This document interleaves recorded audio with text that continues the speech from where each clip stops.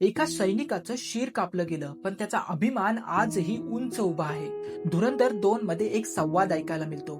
ISI अधिकारी major Iqbal म्हणतो, एका भारतीयाचं शिर कापलं होतं. आता अजून एक.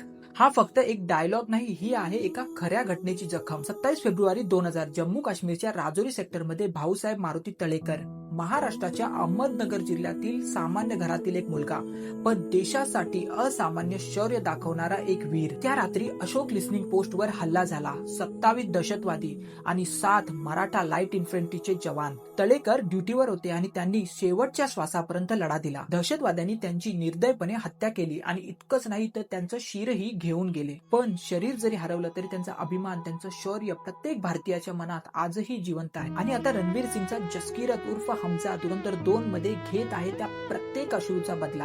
हा सिनेमा फक्त एक एंटरटेनमेंट नाही, तर ही आहे त्या प्रत्येक शहीदांना दिलेली एक प्रकारची श्रद्धांजली. कारण भारतीय सैनिकाचा शिर कापता येईल, पण त्याचा अभिमान कधीच नाही.